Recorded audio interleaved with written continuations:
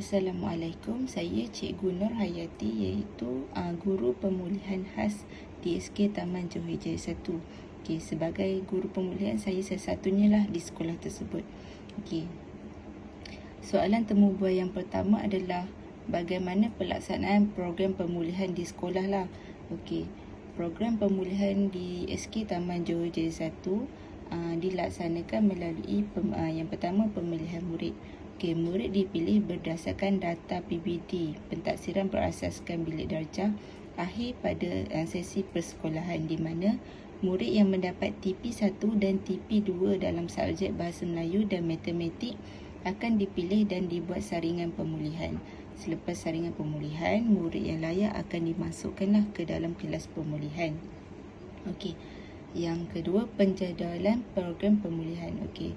Program pemulihan di dalam kelas lah, iaitu secara rasmi PDP dijalankan sebanyak 3 kali seminggu di dalam kelas. Namun disebabkan sekolah ini adalah sekolah yang kecil dan guru pemulihannya hanyalah seorang, kami telah melaksanakan program pemulihan tambahan yang melibatkan semua guru di sekolah. Ini menjadikan keunikan sekolah ni dalam program pemulihan lah. Okey. Program pemulihan tambahan ni melibatkan contohnya program pintas, kita panggil pintas, iaitu cepat lah. Okay, yang pertama, program pintas fajar dilaksanakan jam 7 pagi hingga 7.30 pagi, di mana murid-murid pemulihan tersebut diminta untuk datang awal ke sekolah bagi melaksanakan program pemulihan tambahan.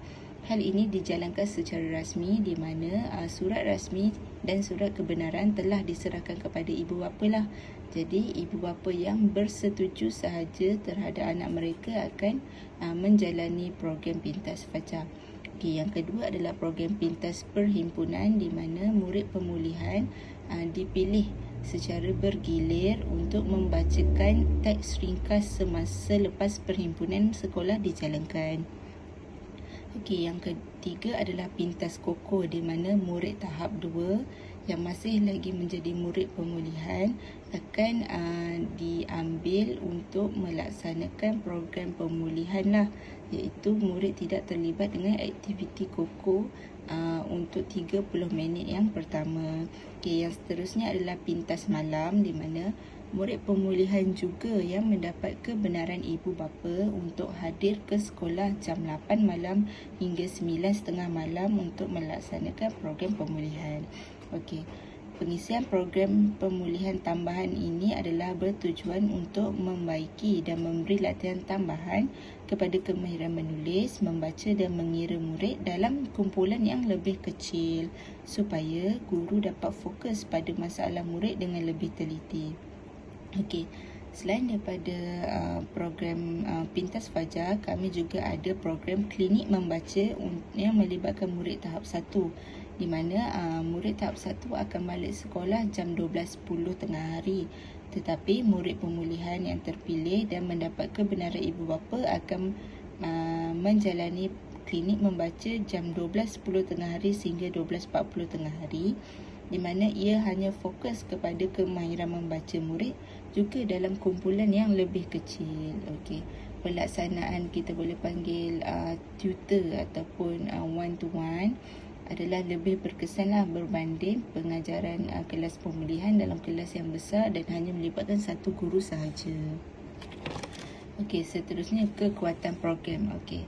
Selain daripada program pemulihan khas di dalam bilik darjah, kekuatan program pemulihan tambahan ini adalah dapat menjadi intervensi awal untuk mengatasi masalah 3M murid. Okey, contohnya murid ni telah diberi latihan yang intensif dan latihan tambahan bermula daripada tahun 2 lagi, sehinggalah murid melepasi kelas pemulihan. Jadi apabila kita tangani isu ni daripada awal, jadi murid berada dalam kelas pemulihan ini dalam tempoh yang singkat lah. Tidaklah darjah 2 sampai darjah 6, tak. Dia hanya dalam tempoh yang singkat menggunakan program pemulihan tambahan. Okey. Selain itu, hasil kebersamaan guru dan kerjasama ibu bapa dalam program pemulihan tambahan ini berjaya membantu murid melepasi kelas pemulihan dalam jumlah yang ramai dalam masa 4 bulan sahaja program ini dijalankan. Okey. Contohnya, statistik data pada bulan Jun 2024 seramai 61 orang murid pemulihan bahasa Melayu dan 48 orang murid pemulihan matematik. Namun, semenjak program ini dijalankan iaitu pada bulan Ogos hingga Disember, dapatan data pemulihan Disember iaitu pada akhir sesi penggal menunjukkan baki murid pemulihan bahasa Melayu hanyalah 22 orang dan matematik 19 orang. Okey, pencapaian ini amat membanggakanlah iaitu lebih daripada separuh murid pemulihan pada asalnya telah berjaya melepasi kelas pemulihan. Tambahan pula disebabkan kami adalah sekolah yang kecil dan mendapat kejayaan yang besar ni amat-amat membanggakan dan menunjukkan bagaimana guru-guru di sekolah saling bekerjasama walaupun bukan dalam bidang dan subjek masing-masing untuk membantu kebitaraan sekolah dalam program pemulihan. Okay, seterusnya, cabaran atau kelemahan utama yang dihadapi oleh guru semasa program pemulihan. Yang pertama adalah kekurangan tenaga kerja sekiranya terdapat guru-guru yang terlibat dengan program luar ataupun kursus lah. Contohnya dalam musim sukan, guru-guru ramai yang terlibat untuk menghantar murid keluar ataupun membuat latihan murid lah. Contohnya latihan olahraga. Hal ini menjadikan tenaga kerja dalam program pemulihan tambahan ini berkurang dan pengajar sesi latihan 3M murid dalam kumpulan yang kecil terpaksa dijalankan dalam kumpulan yang lebih besar. Okey, selain itu cabaran keberkesanan program pemulihan ini didapat dari segi perkembangan murid adalah murid contohnya program Pintas Fajar, program Pintas Perhimpunan dan program Pintas Malam. Ia menggabungkan murid pemulihan daripada darjah 2 hingga darjah 6 lah.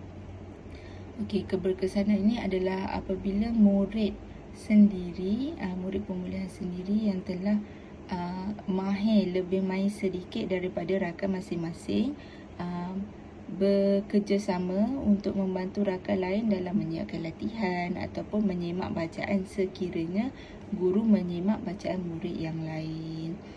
Okey. Guru-guru juga dilihat dapat memberikan kerjasama yang baik sepanjang program ini dilaksanakan.